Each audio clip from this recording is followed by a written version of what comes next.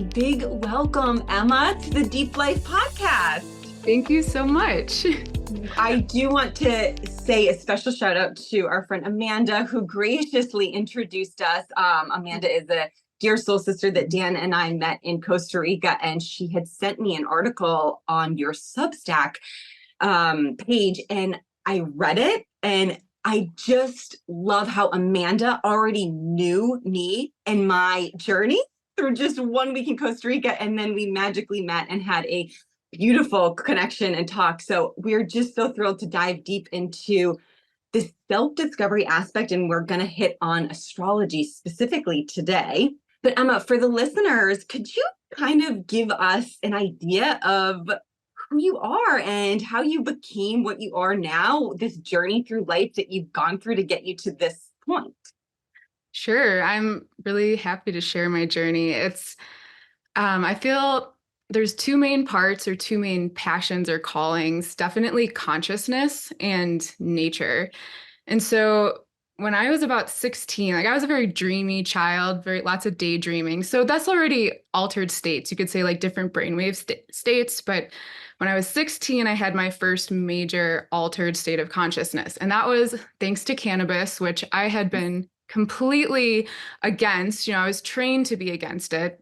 My high school boyfriend's brother wrote me an essay about why I should consider trying it. And I don't remember, I wish I had saved the essay.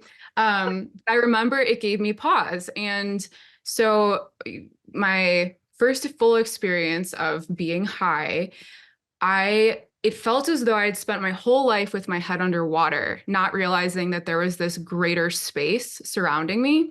And so in that moment of having this altered state, it was as if I lifted my head out of the water and I realized there was so much more to myself and to my life. And that threw me on a path to understand myself, because it was so much clear, like, I am not just this body. And I had never heard anyone talk about that. I was raised in the Catholic Church. So my sense of spirituality and religion was very different than this direct, immediate encounter with present moment quantum awareness that wraps around, not only the earth, but the cosmos and space and time. So at that time I thought, well, okay, the counterculture at the time has the answers. So I went, into that vein and the writers and the music, and I started to notice a trend where all of these great thinkers of the counterculture of the psychedelic movement in the 60s and 70s, and they were all citing their sources from ancient texts coming from India and China, Tibet. And so I started this pattern of following, the source material. So that was like maybe between 16 and 18. I went to college at Oberlin College, which is in Ohio. And my sophomore year, the summer in between freshman and sophomore year, it was sort of a spontaneous interest in meditation. I had maybe kind of heard about it. My dad had some books by the Dalai Lama, but it wasn't really strong. No one in my life meditated.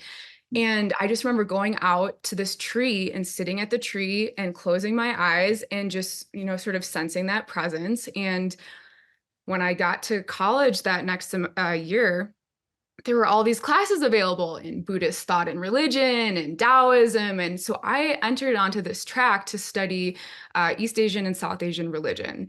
And it was such a personal drive. I started to realize that, I can meld academics and personal interests, which for me had never quite clicked before. And that I was just so obsessed, to the point that I knew I wanted to go overseas. I knew I wanted to just basically practice meditation for the rest of my life. And so I ended up going on a study abroad program in India, a Buddhist studies program, which it was so synchronous because I didn't know much about modern Buddhist culture.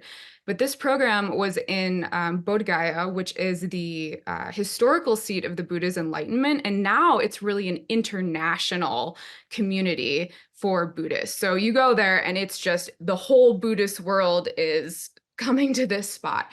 So my mind was blown because not only was I around all sorts of people from different cultures, I also saw Westerners who were, yogis, yoginis dedicated to the spiritual path. I was like, oh, like this is for me. And so I finished the semester, but I ended up I became like my obsession grew. And so I would spend 6 months out of the next 4 years in India and also other neighboring countries, and went deeply into the Tibetan Buddhist community, into their practices. And that was a major chunk of my life. I thought that I was going to, and I wanted to, go live in a Himalayan cave, attain enlightenment, I'm giving the world up, I'm giving my life up, like nothing is more important than enlightenment. And then I had student loans, and and my teacher at the time said, well, like, yep, you got to go back to the States and pay them. And I was like, okay. So this was I was 23, 24, and interspersed with all of this, and it's important to note, I had also begun to study different shamanistic traditions while I was in college. So I started to have a taste of indigenous shamanism practices, techniques like drumming and things of that nature, that outside of the Buddhist world. As well as when I was 23, I worked upriver from the Bering Sea in Alaska at a fishing lodge.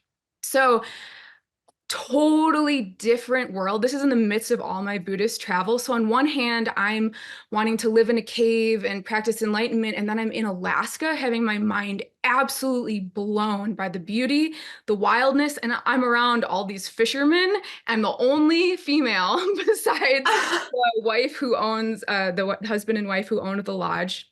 And I started to have my mind open to realize some of the things that I was personally believing, it was more relative, in that I had, ideas about life in the world, that how I was adopting the Buddhist frame into my life suddenly became like not quite large enough to encompass for the life that I was living.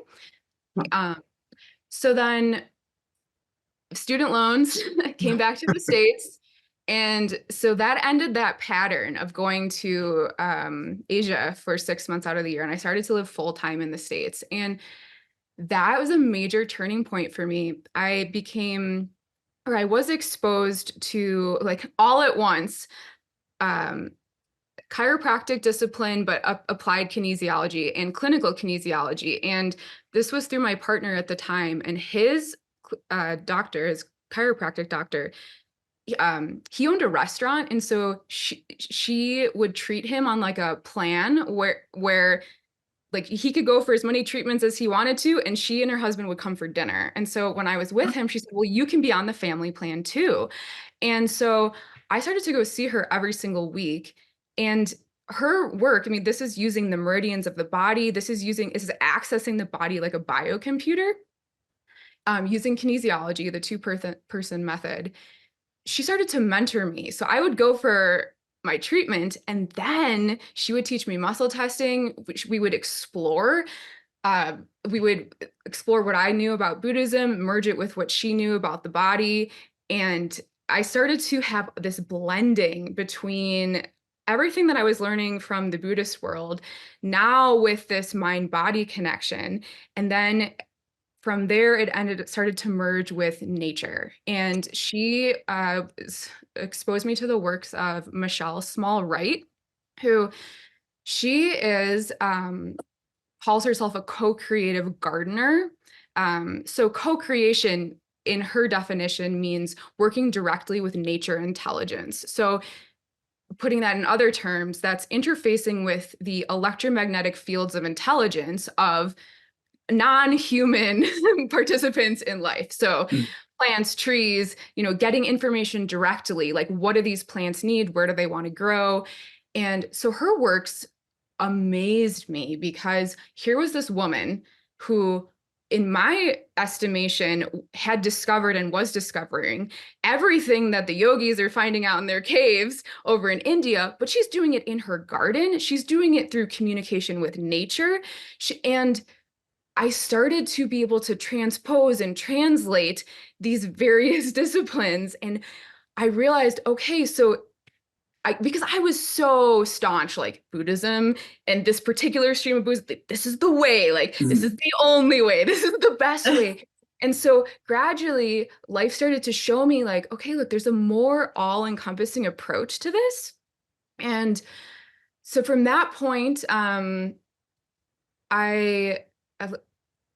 the next, let's see, that was around 2011, 2012. And so from that point to now, a lot of my learning has been through I started to study traditional Western herbalism, and that became a passion of mine through Michelle Smallwright's work, through the chiropractor who mentored me, through my own healing journey. I started to really see the value and benefit in flower essences. And so I became really interested in learning Wright's technique of tuning in with nature intelligence directly, using muscle testing and using, tuning yourself like a radio station, basically, to receive that information, using muscle testing to verify it. And I went through my own healing journey with my body, learning so much more about the quantum mind-body connection. And let's see, studies yoga. I've my training in hatha yoga. So like all these disciplines, mind and body coming together into the present moment. And the chiropractor, okay, so astrology, right? Because we're talking about astrology. Yeah. That all fit into this. Okay, so I grew up, like, I think a lot of people thinking astrology is total bogus because Yeah. I mean, you look at the newspaper and there's a horoscope and you're like, that has nothing to do with me. And how do you know I'm going to meet like a dark stranger, on the street corner tomorrow? Like, that doesn't even seem like, who's believing this? So the first time I ever had a thought of like, maybe astrology is something is I was in India at a temple in the Himalayas. I was doing research on the student guru disciple or relationship, disciple guru relationship. And so this temple had like hundreds of monks. They're all like from all ages, right? And so there's a cafe where people eat. And there's also Western practitioners who are there to see that particular teacher who lives there. And so I was in the cafe and I was having lunch with a Westerner, an older man, and he pointed out a monk sitting at another table and he said, see that guy over there? He's been studying astrology to be an astrologist for 20 years. And I thought, whoa, okay, that's different. 20 years of study, like there must be something here more than just whatever I think this fluff is like in the newspaper. The next time, if that's like a downbeat, the next downbeat was with the chiropractor who was mentoring me in kinesiology. So it was a rough spell for me, and it took me a long time to integrate coming out of the Buddhist world in the way that I did, because I felt a really deep call to expand outward, and life was helping me expand. But I, as I have said, like had my mind really dead set on a certain trajectory. And there was a point where it really felt like to keep on this trajectory feels like more resistance than to relax and to see now what am I being called to now? And so part of her practice, besides using her the clinical kinesiology protocol, was she was an astrologer, a Western astrologist, as opposed to so there's astrology is like divided into two main branches: Western or tropical astrology and sidereal, and that's primarily practiced in India. And I'm not sure about Tibetan astrology. I know it's probably lunar like Chinese. She pulled up my astrology charts during my visits, and everything that she said to me was so affirming. And I felt so seen on a very deep level. And that I think that's the thread underlying my devotion to astrology, is that it's it can be an affirmation and can help you feel seen in who you are for like your unique self. So that's in a nutshell, the broad brush strokes of like who I am, my journey, what I've studied, and my passions. And at this point in time, it all really weaves together. I mean, the quantum mind-body relationship for me is like right at the top of everything. And the relationship between consciousness and nature. And yeah. Yes. You're speaking our language for sure. I mean, it's just beautiful to hear all of these, I'd say, epic versions of you that went and experienced what you did to gather this information that's, I mean, I don't want to put words in your mouth, but gotten you to this point and given you the wisdom that you need to almost continue this path that's really never going to end. It's just going to get, better and further. And you're now well equipped with all of the information that you received in India and Alaska. And I mean, what cool. I mean, gosh, there's so much that we can talk about just from there. But yes, I know that we're going to focus on astrology, and you are speaking for sure our language in regards to consciousness. When we talked about a month ago, and then when we kind of outlined this podcast, I didn't necessarily put consciousness in the discussion points, but I'm so grateful that you brought it up, because this is like our passion, and especially Dan's. We just taped an episode 2 days ago ourselves on the map of consciousness from David Hawkins. Oh, yeah. Yeah. So we can maybe weave that in a little bit when we begin talking about the elements and nature, because I would love to hear your perspective and point of view on that. But I want to thank you for kind of differentiating the different types of astrology as well. Let's dive in right now. If you could kind of talk about astrology and how this really is a way to better understand our human journey. Because as you so beautifully described it, when the chiropractor brought up your natal chart, it kind of like made sense in your head of your life. I think I want to speak for myself. I don't know about Dan, but when I did, I looked at my chart myself. A girlfriend of mine gave me the Chani Nichols book, who's an astrologer, a Western kind of person. And I was blown away as well. Now, I'm not as versed as you are, but to understand how the sun sign works in conjunction with moon, in conjunction with rising, different elements of, fire, air, water, earth, how that's interplayed, and the houses and your rulings. It was so much more than exactly like your daily horoscope of this new job that you're going to get or new partner. And I love on the depths of the level, like, this is who we are.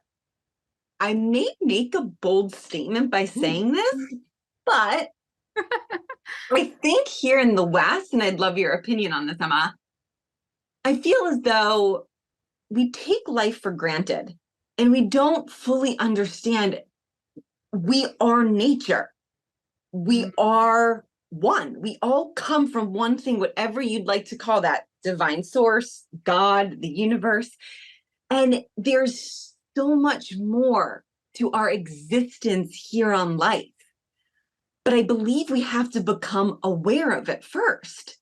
Dan and I also were raised Catholic and very much taught that, this is the path of life. And I don't know if that's a bold statement, but to understand that there's something greater.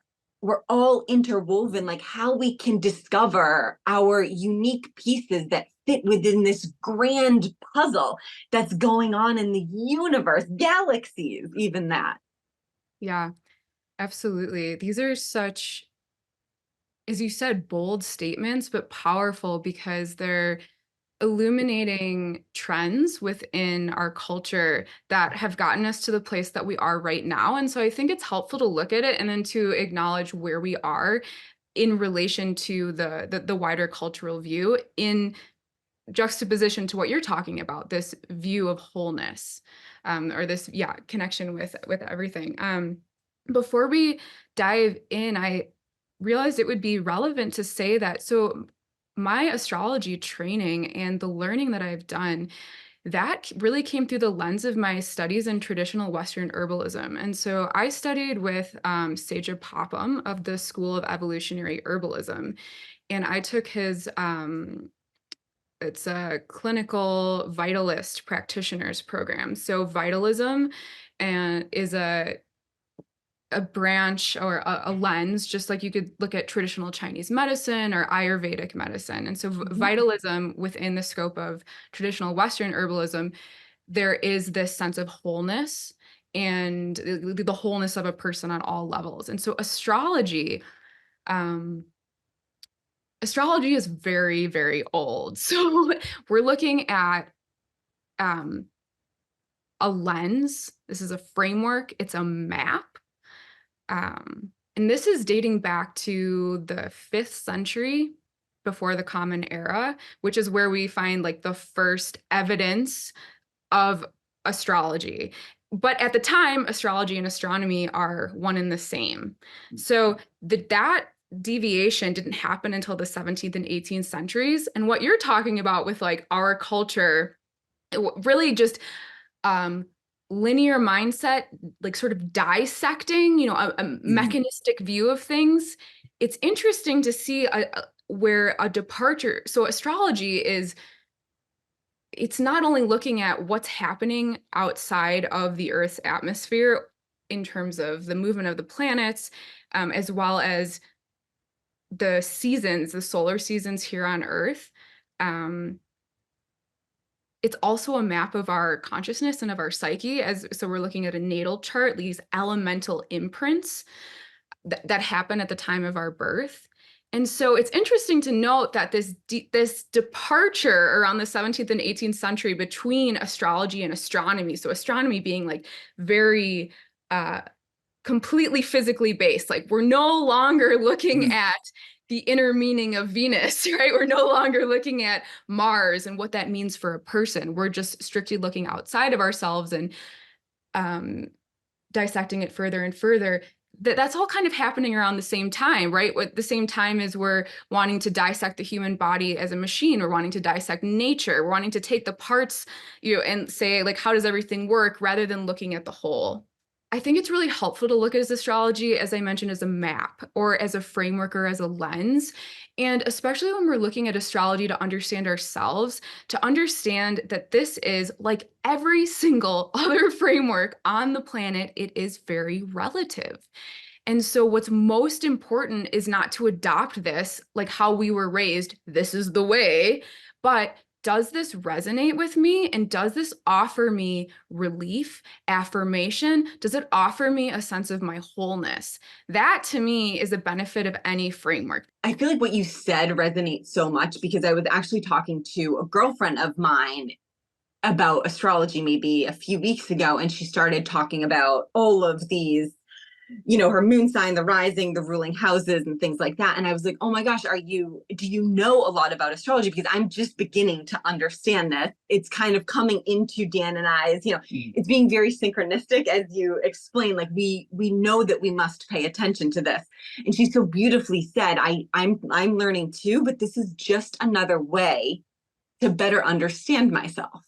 Mm-hmm. It's kind of as above, so below.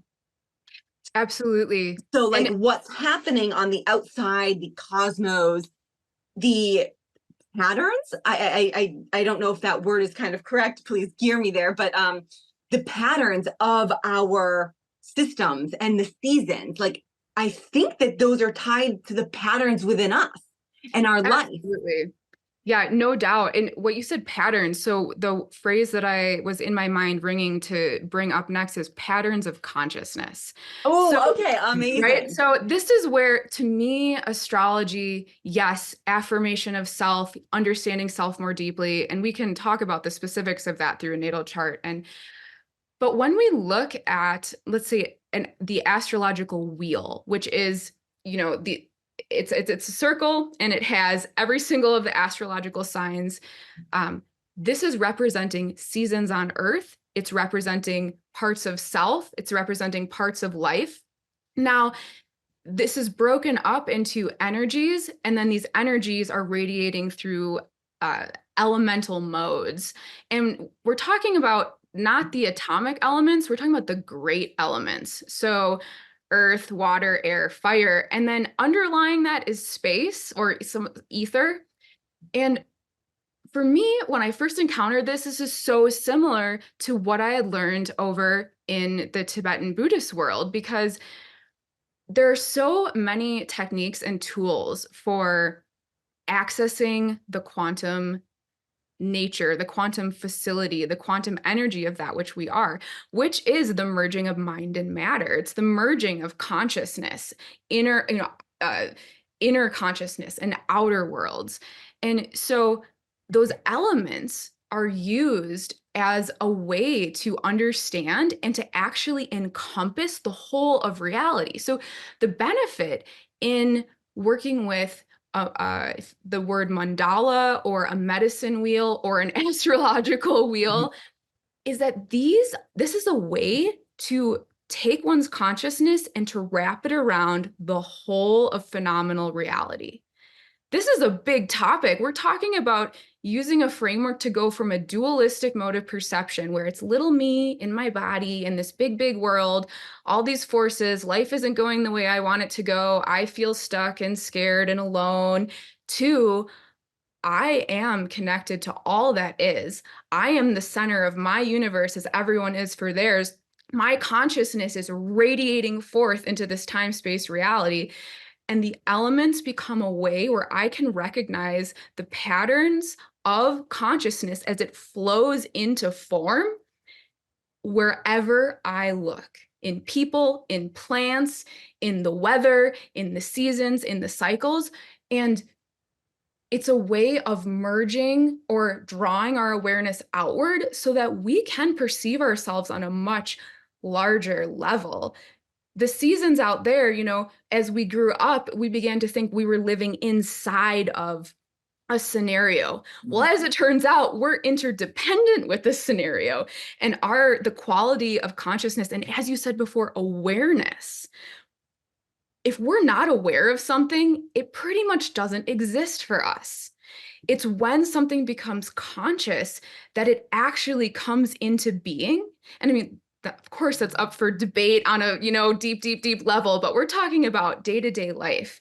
And so when I become aware of my energy, the changes within me as the seasonal changes and, broader shifts in the cosmos, I begin to see myself in relation to the whole in a way that brings me a greater sense of connection, me a greater sense of, wholeness. And in wholeness, if we're talking about vibration and frequency, wholeness is the optimal state for health, for thriving, for everything that we said we wanted before we came into these bodies, Oh, I Yeah, know. that's such a beautiful description. Yeah. And I think the way that you just kind of described, consciousness and existence and sort of like the idea of like, what is the self and like, what am I?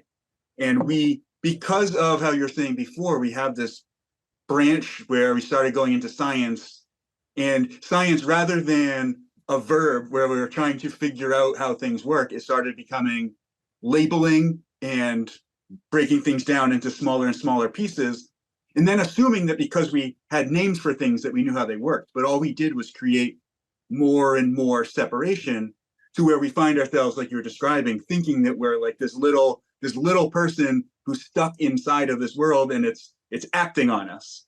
And I think that we're talking about astrology, so many people think, oh, it's ridiculous, because they believe they're that small self. And they're like, well, how can something so far away, how can these stars and the moon and the sun have an effect on what's going on in my life? But as our awareness evolves into realizing that we are everything, and we're just everything experiencing this perception, then we realize that all of those things are just us moving. And that's why, like Elise said, like as above, so below, like all the things that are happening out there are also happening within us. Yeah, one of the examples that to me brings it home is just to consider our own bodies. So if we're looking at the greater cosmic movements and trying to relate that to, how does that have anything to do with me? Yeah. Well, think about our cellular matrix. Think about cells that exist in our feet versus cells that exist in our brain. Mhm. How many light years away is that if we're, putting that on these greater scales, when we do that, the atom's nucleus and then the electron is as far as, Mhm.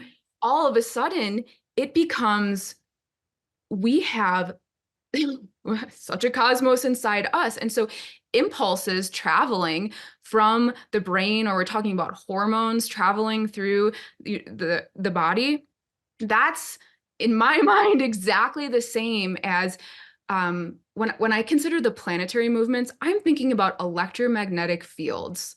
And an electromagnetic field is a field of information. So that's one of my favorite lenses to look at all of reality. Like right now, let's just turn everything into electromagnetic fields. Now we have a present moment that is so full of energy, but also information. And now we have these energies and informations cycling and circulating and resonating or not resonating. And so to me, it's like, well, in that sense, Venus feels pretty close. The moon feels pretty close. We can sort of sense that there is a connection between these larger fields, because when it comes to energy, right, we know that space and time become not Yeah. irrelevant, right? But they start to collapse. Yeah. Yes. Mm-hmm. So I think a really obvious example of how we can see that playing out in what I don't know the real world in what we call like the 3D reality is like, I feel like it's pretty common knowledge. We all know that like the moon, the gravitational pull of the moon is affecting the tides in the ocean. Mm-hmm. And I think that a lot of people will accept that and be like, yeah, of course, the moon is causing the tides. But when you look at the human body, we're basically 99% water when you look at like laying out the molecules. So doesn't it make perfect sense that we're also being affected in the same way by that gravitational pull of the moon, and then everything else? Like, how Absolutely. can we, I guess, in your perception, how can we use like our knowledge of astrology and of the elements to kind of tap into better understanding ourselves? Right. Yeah. Because this is the core question, right? How do we Yeah. do this for something that Why does actually, it matter? yeah, why does it matter?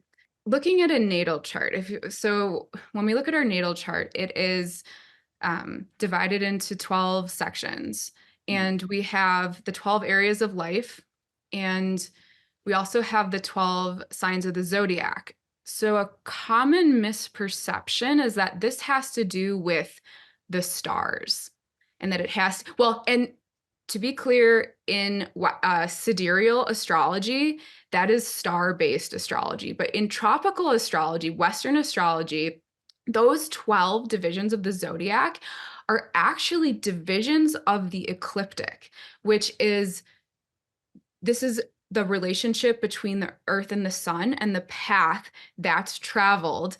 And these are solar seasons on Earth. So it's the angle of the sun, it's the energy. So the sun is electromagnetic energy, and it is the primary, like one of the primary sources basically of energy for our experience here on planet Earth. And so fluctuations and changes and the shifts in that solar energy are a big deal. They're at the basis of the seasons. So when we look at the natal chart, we see those seasons. The seasons have elemental correspondences, and so we are working with the 4 great elements, and those elements go through shifts and changes over the course of a solar year. So we have 3 different forms of fire, 3 different forms of air, 3 different forms of water, and 3 different forms of earth. We could look at a rising peak, and then it's not a decline, but like a changing aspect of the element. So this is just a general basis. You look at your own chart, and now we have the planets, right? So the planets are these energies that, as you said, the moon actually has a strong physiological or physical effect on what's happening on Earth. Well, Jupiter does too, if we look at it astronomically. It's huge, and it draws away so many large objects that would actually potentially be coming to collide with us. In an astrological chart, Jupiter is this magnanimous, beneficent energy that's like expanding and offering this energy of basically like growth and expansion. Well, there's so much that's happening on a physical level with Jupiter that is benefiting us actually here on Earth. So that's just another example. But so the planets all have correspondences with aspects of the self. And we can ask ourselves, well, was it that people observed the movement of Venus and said, well, it for sure means, Venus is connection and beauty and love and, really how we relate to ourselves, how we relate to others. With any kind of archetype, because these are archetypal energies, it's a really co-creative process, right? People observed, and this has been happening since 5th century BCE. But in the act of observing, there's that that addition of meaning. So there's been a long trend of what these energies mean, to the point that, it's a question, well, does Mars really mean action? Does it mean that active force in my life? Well, this is a map. This is a framework. We can adopt that and see how resonant it is. So when I look at a natal chart, I'm looking at what elements are highlighted by the position of the planets, because this will tell me something about my innate natal constitution. And constitutions are something that healing traditions, Indian Ayurveda, traditional Chinese medicine, traditional Western herbalism, all use constitution to understand the elemental makeup of a person. So fire, earth, air, water, these are all ways to look at a person, to look at ourselves, and to understand our own qualities. So fire, it's really easy, if we're looking at our chart, we don't have to know anything about the signs. We can just look at the elements, and we don't need to read about astrology. We can just consider, what do I know about these elements? What is my experience? What's my experience of fire? Well, we know sense of the spark, the sense of the merry, warm fire that's like keeping us warm, the wildfire, the fire of starlight. There's a lot of different forms of fire. Electricity, primary form of fire, right? Water. Well, water, flow. Water has a lot to do with feeling, sensation, emotions. Water can be stagnant. Water can be, it has a lot of force. Earth element. Well, we have crystals, rocks. We have these really solid fixed structures. We have soil. We have the earth element, like plants. Plants are a form of the earth element. But then you see it's sort of melding with air, right? Like reaching up into that atmosphere. The air element, change, movement, mental focus. So these elements correspond with aspects of self. So I like to work with the whole body system, with the sense that the air element, we have mind, thoughts, mental focus. Fire element, we have the electrical, energetic systems of the body. Water element, we have the level, like the emotional feeling level, but then also we have blood, we have lymph, we have, all of the, hormones. That's emotions and hormones go hand in hand. Water element of the body. Earth element, that's actually my whole physical form, but also the earth element is my life. It's my external reality, because I'm seeing that all in form. So a natal chart and where these different planets are, what aspects of self are being highlighted in what elements, can help us see what our constitution is. Well, how is that helpful? Well, for a long time, I used to go through patterns where I would find myself dipping to a place and I would almost repeat to myself, I feel so stagnant. I feel so stagnant. This is before I knew anything about my constitution. Lo and behold, I have a strong water element correspondence in conjunction with earth. And so now we think of water and earth together. What do we get? It could be a soggy mess, right? So astrology can really be a lot of elemental and energetic arithmetic, you could say. And it's really unnecessary. to really see like, what does someone say about this element? Because it's really, how am I going to use this map to further understand myself? Mhm. Yeah, you said it beautifully there. Yeah, I love it Mhm. because I think I told you, and I actually don't think our listeners probably know this. So Dan and I are both fire signs. Our sun signs are fire. And then my moon and rising are Cancer and Scorpio, which are both water signs. Mm-hmm. So for me, understanding that exactly as you said, like the fire within me, I mean, you noticed this our first talk. I'm very expressive. I am perky and overexcited. I initiate things. I'm also like Aries is a cardinal sign. Like I put things into action, forward moving. But just as you said, understanding that this goes much deeper on other levels, having, my moon element and rising element of water, I tend to really like go to the highest of highs, but then lowest of lows. Like I almost like envision my like fire being put out by my water signs. And it's like I'll go up and then I'll go down and I'll have very, very intense periods of introspective where I am crying and there's so many emotions tied to it before I come back up almost again to go further with it. Dan's, interestingly, his sun, obviously, like I said, is a fire sign, but then his moon and rising are both earth signs. Mm-hmm. Very, very grounded. And, anybody who kind of knows astrology will say to us, you both fire signs. I mean, I'm sure you can see on the video, we're very different. Right. So this was something I picked up on when we first talked, because something that we can learn to do through astrology is to pick up on the elemental patterns and how they appear in other people. And Yes. this is not only is this fascinating, it's also a way to just see the wholeness and the beauty and the variety of the life that we live in. And it's basically just looking at someone like an ecosystem, what elements are present. And so when I first looked at you, the sunset, at first I was like, air. I was like, no, I think there's water in there. And so then when you told me that you were in Aries, I was like, of course, that's what's coming forward. But then you said you were Cancer rising, and I was like, that's what I could see. And so we all have a rising sign.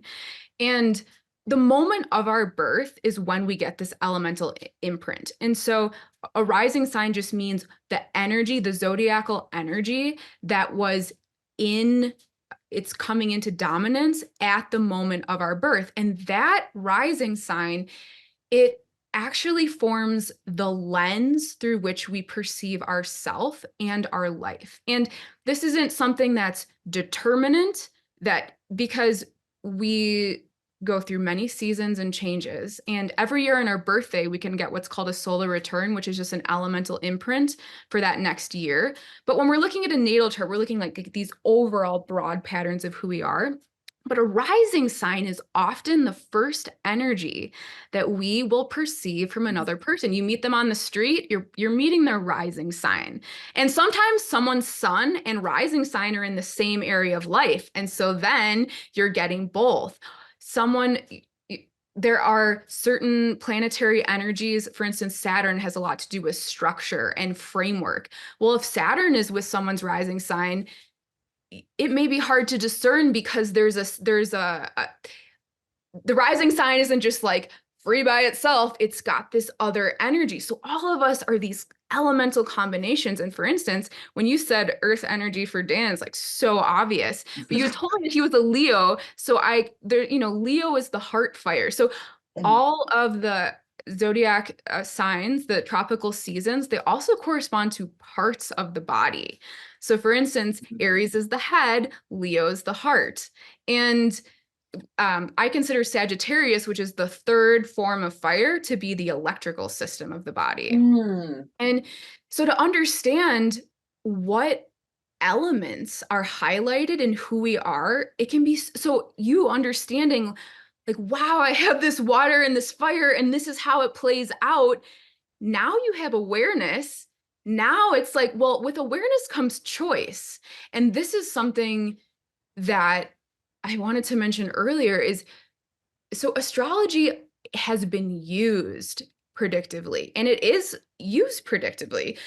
I think that the benefit of astrology is descriptive, not prescriptive, because we are quantum creative beings. So there have been so many ideas coming from ages ago of certain energies that are malevolent in, they call them malevolences or beneficence. So now we have good and bad, and now we have a conjunction of a malevolent, Saturn or Mars. And it's like, wait a second, we're weaving our future here. So if I'm looking at a natal chart and I am using, older ideas of what Mars or Saturn means, then if I'm imparting that to someone else, what sort of quantum creation am I being involved in? And it's important, I think, to understand that we only know and can only, we've been co-creating these planetary energies and what they mean for so long,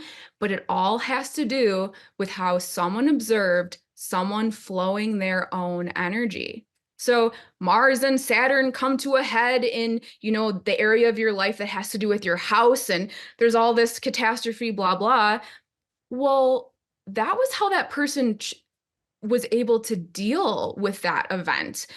That doesn't mean that when Mars and Saturn come together, it's always going to be a problem. We have the ability to continue to recreate and to develop and evolve our understanding of these energies. Astrology is an open system.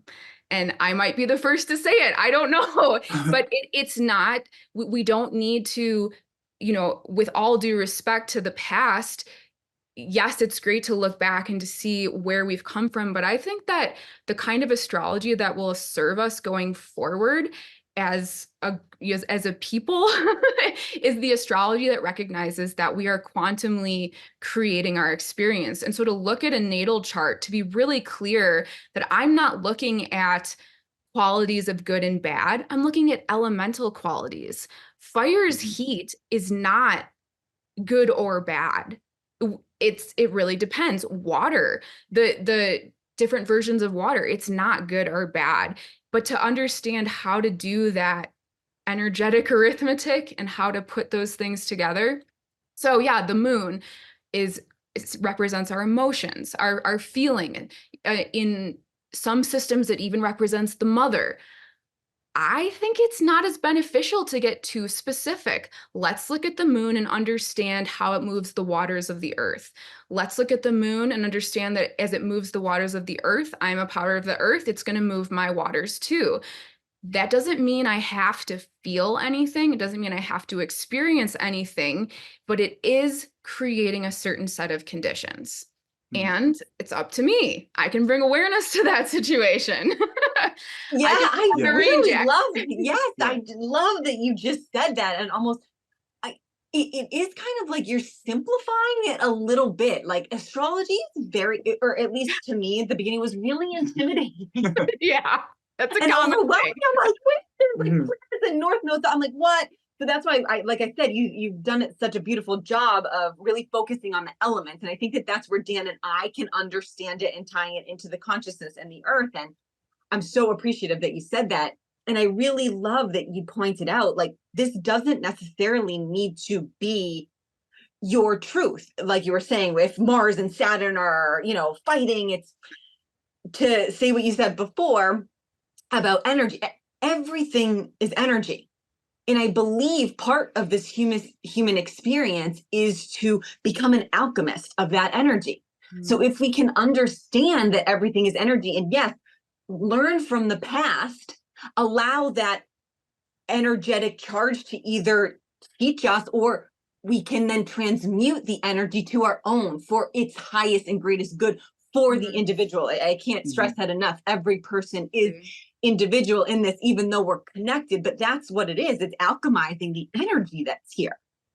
Absolutely. I think that's the name of the game. It's the medicine of the times. Yeah, this alchemy that we are doing. And to understand, for me, a primary portion of this alchemy is meaning. What meaning am I assigning? And to understand that meaning is so flexible. And this is where, with astrology or with any framework, my opinion is that if it is not helping, if it's causing fear, because with the natal chart, you can transpose the current planetary movements. So you can see where, with your natal chart, you can see where are all the planets in relation to your natal chart, which will show you what's being highlighted or what tones are being rung, in the wholeness of who you are elementally, as well as the world at large. And if that's causing anxiety, like, oh no, because Mars, Saturn, I keep bringing them up because those are the traditional maleficents, right? Yeah. Because we have this Mars, fiery action, Saturn, structure, this sense of, and these are all inner drives, right? So Saturn is the part within us that is really wanting to, framework, structure. This is belief systems. This is, even the routines. And it's also a place where we really grow and change because, right, like our framework is going to evolve as we live life. But that can be sticky. And Uranus is another planet that is, it's a liberator. When Uranus was discovered, now this is interesting, the meaning associated with Uranus that has been co-created astrologically is when Uranus was discovered was right around the time electricity was discovered. So a lot was happening in our culture at that time.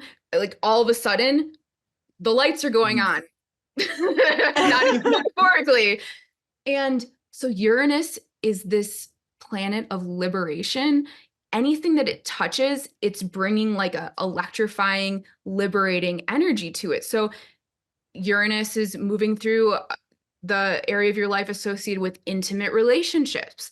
Well, if I'm a traditional astrologist, with all due respect, and I'm maybe pulling on a meaning of Uranus brings tension, that can be such a, have you ever heard of the nocebo effect, right? Yeah. So Absolutely. the placebo, this is the nocebo effect. Now I'm expecting something potentially negative to happen to me in my intimate relationships, in my partnership. Like that is, in my opinion, not the best way to utilize this framework because it doesn't quite serve. But if I look at that, another option is to see that, wow, here I have this liberating energy moving through the part of me that has to do with all of my intimate relationships. This is exhilarating. This is more freedom. This is more freedom. And I don't even have to know what that's going to look like. And it's another reason why personally, sometimes I'll go months or years without looking at any astrological transits. And now let's look at them now and see what has been occurring. That is where I have found astrology to be so affirming and so confirming, where it's helpful. We like to put context onto things. And in many ways, all the context we bring, it's a linear context onto a non-linear system. And happening with astrology as with everything else. But it is so helpful, or it can be so helpful for us to see like, wow, it wasn't just me struggling or me going through this, huge shift. This was something happening on a broad elemental level, and all change, on individual change, is collective change, and vice versa. Like we're all in this together, as you said, but individually. And you're bringing it home to ourselves, but realizing that everything that we're undergoing is actually part of our collective evolution. I love using astrology as that kind of way to see like, this is my part in the great shifts, the great dance, these great cycles of well-being, that we're all a part of it. That's how I like to refer to the astrological cycles, great cycles of well-being. Like this isn't like everything's going fine with Venus and all of a sudden, bam, Mars, like watch out. It's like, no, this is an old story of how we use this. And I'm glad that you highlighted that I was simplifying it, because I think that that's the doorway in, for someone who wants to actually use this map and they have no idea where to start. Well, get yourself a natal chart. And, like a map, right? How many different layers of a map is there? Well, you can look at this is important to understand, because in astrology, this is what makes it so complicated, or can seem so complicated. There's a bunch of different options for what kind of map layer you're looking at. I would suggest, if anyone is listening who has never looked at their natal chart but wants to, look up your natal chart in whole signs. This is the oldest way of dividing the chart into 12, and it matches the 12 zodiacal seasons, the tropical solar seasons here on Earth, with the 12 areas of life. There are other layers of this map where those seasons and the areas of life do not quite match up. And it's just like, how do you want to look at the map? It can seem contradictory, but actually it's all just different levels of information, and whole signs will give you a very clear circle divided into 12 where you can start to look at the energies. And sun, moon, rising sign. Just start with 3, sun, core self, core energy. I mean, if I met Dan on the street, well, you do kind of look like a Leo, but if I met you on the street, I like your grounded demeanor really shines through. And so rising sign, but then you have the Leo inside, and that would be your sun, like you're shining your heart through this like earth. I don't know what your earth rising I just is, for clarity, my rising is Capricorn and Oh. moon is Taurus. Oh, right on. I'm a Taurus moon and a Capricorn sun, so we have some earth there you go. dominance here. Yeah. So, and then the moon, emotions, and how we relate emotionally. So those 3 very, like, keep it simple. And then from there, once, this is just advice for anyone who wants to dive in. Once you have a handle on the element through which your sun, moon, and rising are all shining through, and what form is that element in? So you had mentioned, at least cardinal, right? And so that term, I want to just clarify. So the elements have what are called modalities. So those terms are cardinal, fixed, and mutable. I like to use the term, or the sense of, is that element in its, is it, I guess I'm using rising twice, but is the energy like rising, or is it like an initiative energy? Is it that like peak, very like full form of the element, or is it the element as it changes? So for instance, Virgo is an earth element. We look at the Virgo season. So, this is so, so you want to get a sense of like you have a rising sign in Capricorn. Let's consider, when is Capricorn season? That is, Capricorn dawns at the winter solstice. This is an example of the relativity. Winter solstice in Florida is going to feel different than winter solstice in Alaska, but yet we do have general trends, and that's why we need to keep it relative to our own experience, because someone's winter solstice in Florida is going to feel different than the summer solstice. But then if we're comparing to Alaska, it's like totally different because the degree of sunlight and everything else. That being said, there's still an energetic quality, and it's that quality. Well, Capricorn season, it's like the first spark outside of, I use spark, that's maybe misleading, but because spark is really Aries and fire, but Capricorn is the earth element in its rising. So thinking about form and seeds and seed patterns. And so with Capricorn, usually associated with like the mountain, the goat, the sea goat. So form and vibration. We think about form and vibration. We're talking about creation here, creation energy. What does winter solstice time feel like? This is December 20, 21st, 22nd, all the way to, 3/4 of the way through January. Fresh, we're starting to move into the sun is returning. We're getting ready. There's this sense of forward movement. This is just an example of how to feel into the season of Capricorn. Virgo season is right before the fall equinox. This is the fruiting, flowering, or not flowering, excuse me, fruiting, harvest, preparation, sorting, getting everything ready. Virgo is mutable earth. the next element is air. So it's like earth element transitioning into the air element. And Virgo is associated with plants in the green world. And I had brought this example up before. You have the earth element in plants, but plants have a strong air element in the sense that they're literally up in the air. So yeah, ways to feel in. It's like, well, if my moon is in Virgo, emotions, and now we have this sorting and organizing and everything in its right place, that can be a way to understand oneself and be like, oh my gosh, no wonder I like to make lists. No wonder I feel good best when everything is, organized and tidy.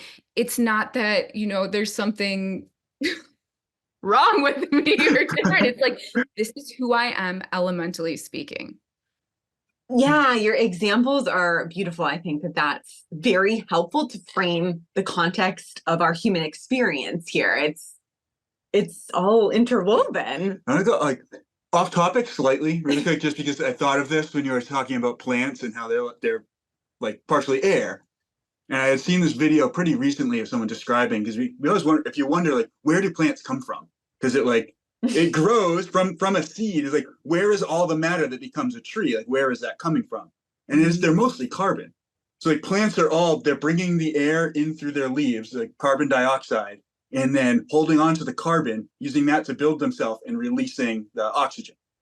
And I thought it was really fascinating. I've just never really thought of it in that sense, but it's like the plants are literally building themselves out of the air. That's an amazing, that is such a great way. That's a kind of like analogical thinking. That is the way I think to understand, well, not the way, but it's a really helpful way to understand ourselves in the earth. And this is where science can so serve a deeper understanding of who we are, and like merging that with the quantum and merging that with an elemental lens. Because yeah, the way you just described that, the interplay between earth and air feels so obvious. Yeah. Yes. Yeah, absolutely. Oh my gosh. So I'm going to kind of take a big swing at bringing this all full circle. Because as you were describing your story in the beginning, one thing that really jumped out at me is you had this kind of amazing sense of just picking up different things along the way. And you've experienced so much and like studied so many different things and different aspects that all tie in really closely. And I think that a big part of the human experience and the journey that we are all taking part in together is the idea of bringing all these different lineages together and recognizing, I think for a long time, we've had like, the Buddhists off in Tibet, and you had Native Americans, and there's all these different cultures all over the world describing essentially the same thing in different languages and from different perspectives, but it's all parts of the whole. And I think that your journey is a great example of like a microcosm of what we're all doing as a species, of bringing together all these lineages and making sense of them in a complete picture so that we can become the complete being that we are. So that said, how does like maybe your understanding of astrology, and you can tie in anything else, come back together into the evolution of consciousness and recognizing ourselves as a consciousness and not a person? Such beautiful questions. I really like how you worded that and bringing everything together. So I love working with an elemental basis, especially when we include space, or ether, the element. So if we just consider that represents awareness, or that represents our broader consciousness, and then from space, the elements arise. And to look at the earth element as our body, as the whole external of our life, to see the air element as our mental focus, like our intellectual, like our personal physical focus, to see water as that vibrational feeling aspect of our experience, and fire as the vital force, as that energy, the electricity that's moving through us. That in and of itself is a very, for me, holistic look at non-physical consciousness and my experience of being a physically focused consciousness here on Earth. I think for me, the most important understanding that I can glean from astrology or looking at an elemental basis of things and looking at all of these frameworks is to understand, how is it that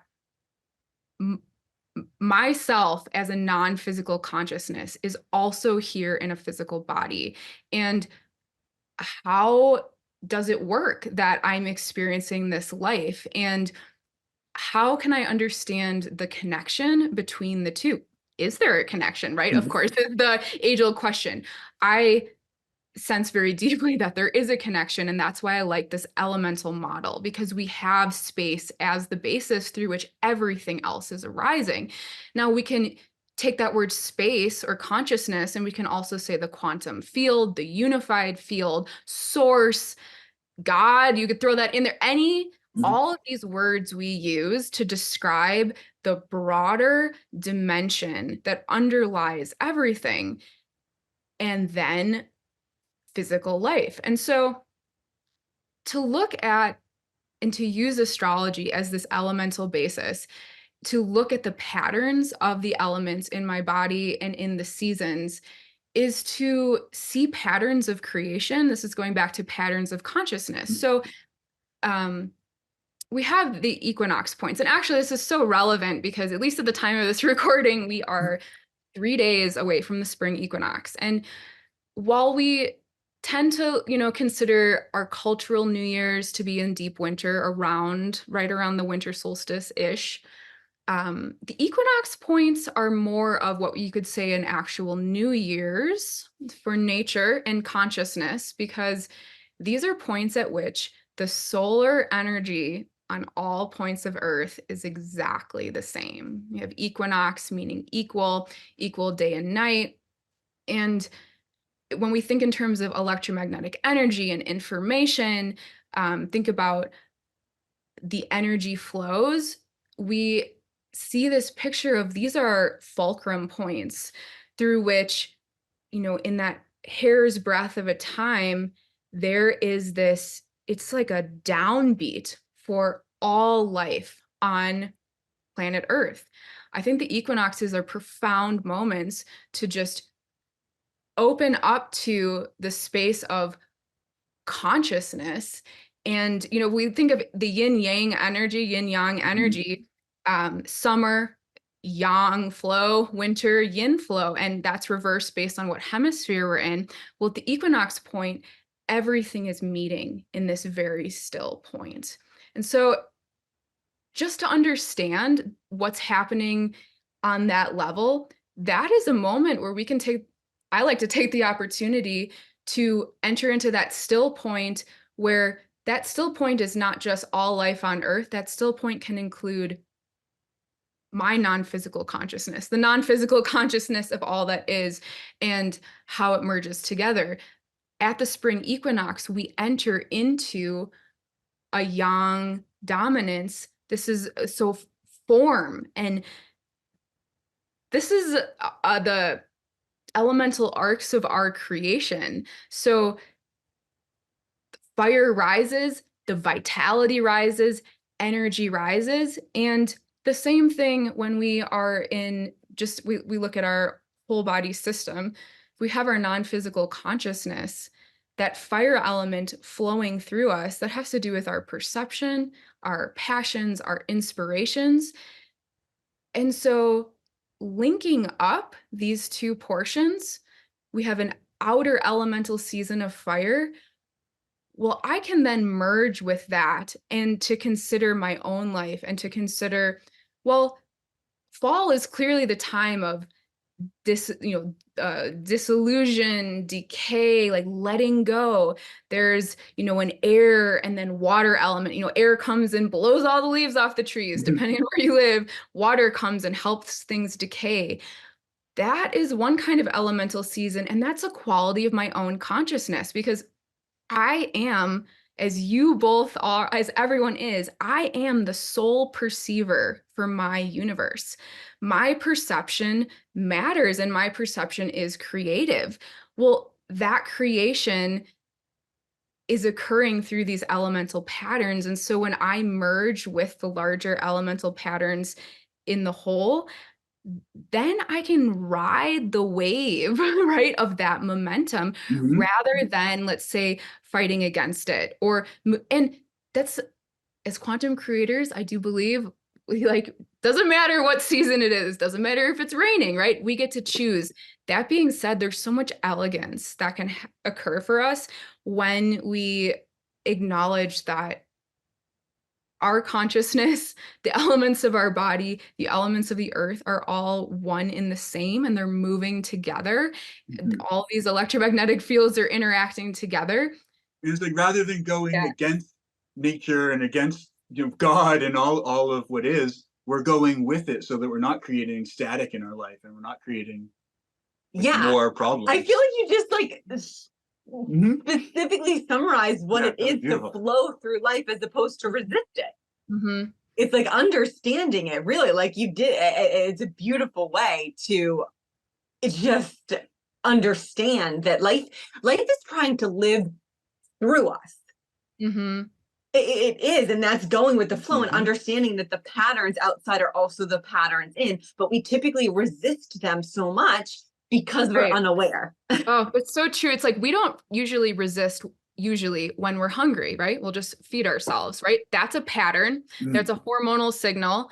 Well, there's all sorts of other signals and cycles that are happening within us. So yeah, to resist that, it's I don't know how far this analogy goes, but get to just be aware of the interplay with the elements, and aware of the fact that our mental focus, the air, is directing the fire. Air has a big effect on fire, right? We know this. Air can cause a fire to expand or decrease. Well, water is the same way. And we have these vibrational levels of our being, the form level of our being, and this greater consciousness. And to just see how it all fits together, it can just give us, really, I think, more facility in stepping into the creative vantage point of our lives, rather than feeling like we're in the passenger seat or even the back seat. It's like, well, we get to choose through how we are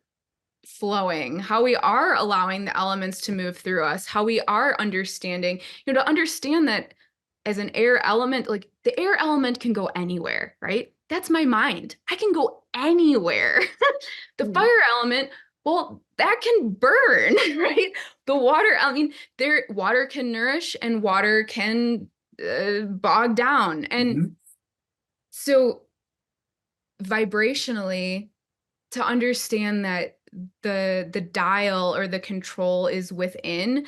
Astrology is such a big topic, and it's almost like this is a conversation of, like, not quite astrology, but really just an elemental basis of things. And to apply that to astrology, right? Or to apply that to anything that we're looking at. So the body, applying it to the whole of one's life. And yes, you did. As you were saying that, as you were talking about how you mentioned before that air can either blow out a flame or build it. And it's like, I love that, like, there's a quote really similar to that. I think it's from the book Anti-Fragile, Nassim Taleb. And I don't know if he was quoting somebody when he said it, or if he put it in the book. He says the same wind that extinguishes the candle can build the fire. And that's, I think, that the aspect of alchemy when it comes to these elements is, when we have an understanding of what's going on in the world, we get to choose if we're going to build up our own flame so that it's strong enough that it can handle the wind, because we know the wind is coming. Or if we neglect our own flame and it's just that little candlelight, when the wind comes, it's going to blow it out. Yes. And to be aware of actually what's happening. Like, if it's super windy outside, I know to extra chill and find my center, because outer wind and inner wind are one in the same. Outer fire and inner fire are one in the same, and outer water and inner water. So that's why when we go into, people have certain constitutions. Someone has a lot of water, a lot of earth. Well, they may benefit from being in a different environment physically speaking, simply because they're having exposure to elements in which they have, let's say, a deficiency, or they're not as highlighted. So also so helpful to understand other people. For instance, my husband has a lot of air, and it helped me so much to understand more about how his mind, like the mind, communication, mental activity, he has so much facility up there. And meanwhile, I feel more grounded, or earth, water really in my body. And really to understand those elemental differences of each other, that can bring so much more relaxation. And to understand, wow, it's super windy outside. I mean, just pay attention. How do you feel when it's really windy? Some people will love it because their air element, it's like home to them. Some people, it'll feel super abrasive to even know that about yourself, and to be like, okay, it's not just, sure, I have this stuff going on in my mind, but now I'm also kind of unaware, resonating inharmoniously, because this element and I are like, I need to practice more harmony. I need to practice finding my center more with this element. I need to practice finding my balance. So these are all ways where, and that has to be like at the deepest level, this comes back to consciousness. It comes back to awareness. It comes back to merging with the whole of ourselves, because we're not just one or the other, right? We are here as these incredibly broad-minded and also itty-bitty, focused beings, and we can be both. And I think that's the goal, right? To have to be open to all sides of ourselves, all levels. Yes, absolutely. I think that you miraculously kind of wrapped it up there. We're here in this amazing human experience to feel it all, to be it all, to encompass it all. There is no right or wrong. It is all about what's true to you right now. And how can that propel you forward in this journey through, Dan and I like to call it soul school or earth school. We're all just learning. We're all also just trying our best to figure out who we truly are. Exactly. Yeah. And if an elemental basis helps, great, right? Yes, exactly. Get further into that. And if it doesn't help, I'd say let it go. Absolutely. Well, you have just a wealth of knowledge on this and so many other areas too, which we're excited to continue our relationship here. But wrapping up, I mean, I would love for you to direct people on where to look deeper into you and your work and your findings. So where could people find you? You can find me on Instagram, but the primary way to access my work is through Substack, through my publication, True Nature. Yes, and I can't recommend it enough. It's just, oh gosh, I love reading that. That's amazing. We'll link all of that in the show notes. And Emma, we want to thank you again for diving deep into the elements and consciousness and all this amazing stuff. So thank you for joining us. Thank you both so much. It's a really fun time.